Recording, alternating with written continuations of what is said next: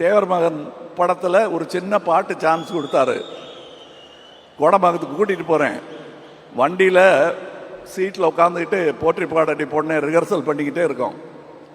அப்புறம் பின்னாடி உட்காந்துருந்தவங்களாம் எப்பா ஸ்டூடியோவுக்கு போய் பாடிக்கலாம், இல்லைன்னா பாடவே முடியாது, எதுக்கு வண்டி வருது, கொஞ்சம் நிறுத்துங்க, ரிஹர்சல் அங்கே போய் பண்ணிக்கலாம், அவரை பார்த்துக்குவார் அப்படின்னு சொன்ன அந்த குழந்தை கணீர் என்ற குரலில் ரஹ்மான் இசையில் என்று பாடிக்கொண்டிருப்பது தந்தையாக எனக்கு பெருமை. நான் உதிர்த்த உயிர், அதை பார்க்கும்போது எனக்கு உள்ளம் நெகிழாமல் இருக்காது. இன்னொரு பொண்ணு இங்கே உட்காந்துருக்கு, ஹாசினி. எத்தனை பேருக்கு நான் சித்தப்பா பாருங்க.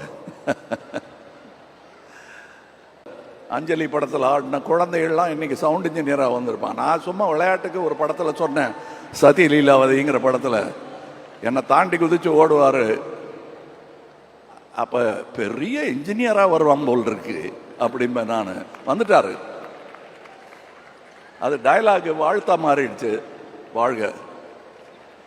இன்னும் நிறைய நடிகர்கள் இவங்க முதல்ல வரும்போது இன்ட்ரடியூஸ் பண்ணி தான் இவங்க பேரெல்லாம் எனக்கு தெரியும், பார்த்துருப்பேன். ஏன்னா படத்தை நடுவில் பார்த்துட்டு இருப்போம், ஓரத்தில் பார்க்க மாட்டோம் நம்ம. ஆனால் நான் பார்ப்பேன், இவங்கெல்லாம் பண்ணியிருக்கிற பர்ஃபார்மன்ஸ் பாருங்க. இங்கே இந்த படத்தின் மூலம் நட்சத்திரமாக போபவர்கள் இன்னும் நிறைய பேர் இருக்கிறார்கள். தம்பி எஸ்டிஆர் போக போகும் தூரம் எனக்கு தெரிகிறது, உங்களுக்கு புரிகிறது. உங்களுக்கு கடமை இருக்கிறது. இந்த கூட்டத்தை வழிநடத்தும் தலைவர் நீங்கள். அந்த ரெஸ்பான்சிபிலிட்டியோட நீங்க இனிமே நடந்துக்குவீர்கள். ஏற்கனவே அப்படித்தான் இருக்கீங்க, இன்னும் கூடி இருக்கு உங்களுக்கு. அது சுமை அல்ல, சுகம். அனுபவிங்க, அதை பார்த்து நானும் அனுபவிப்பேன்.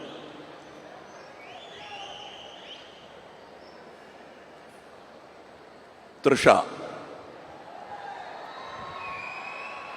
அவர்கள் அழகு அப்படின்னு அடிக்கடி சொல்றாங்க, அதெல்லாம் யாருக்கு வேணா தெரியும். ஆனா கிட்ட நெருங்கி போனாதான் உள்ள எவ்வளோ அழகா இருக்காங்க அவங்க. அதுவும் அந்த ஹேர் ஸ்டைலுக்குள்ளெல்லாம் ஒரு அழகு இருக்கு, தலைக்குள்ள.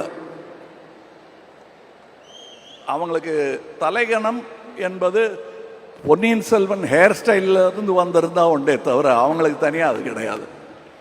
அது எனக்கு அவங்களிடம் ரொம்ப பிடிக்கும். அவர்கள் இரும்பு மாதிரி இருக்கும் பார்க்கும்போது, ஆனால் உருக்கிடலாம், உருவாக்கிடலாம். அதை பண்ணியிருக்காரு மணி சார் இதில். அண்ட் ஜீவா என்பது இப்பொழுது அபிராமி அவர்கள் எடுத்திருக்கும் அவதாரம். அபிராமி என்பதே ஒரு அவதாரம் தான்.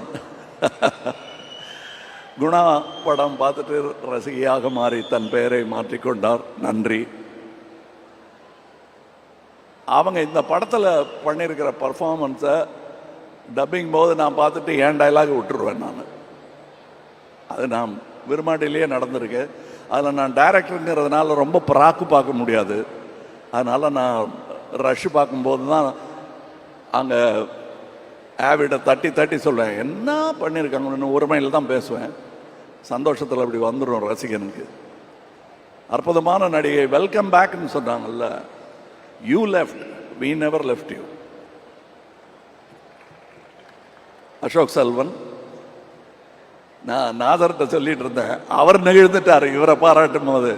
எனக்கு நாசரை பார்த்த மாதிரி இருக்கு இவரை பார்க்கும்போது. அதே போலீஸ் வேஷம் இருக்கு. நாசர் அந்த பில்டிங்கில் நடந்து வருவார். கண்டிப்பாக அப்போ பார்த்த உடனே தெரியும் யார் இந்த பையன்னு கேட்பாங்க எல்லாரும். அந்த பையன் தான் இங்கே இருக்கார். இன்னும் அப்படியே பையனாக தான் இருக்கார். இதெல்லாம் மேக்கப், வெள்ளை டை போட்டுட்டு வந்திருக்காரு. அப்படித்தான் எனக்கு தோணுது. இங்கே உதவி இயக்குனரை நடிகையாக்கி இருக்கிறார்.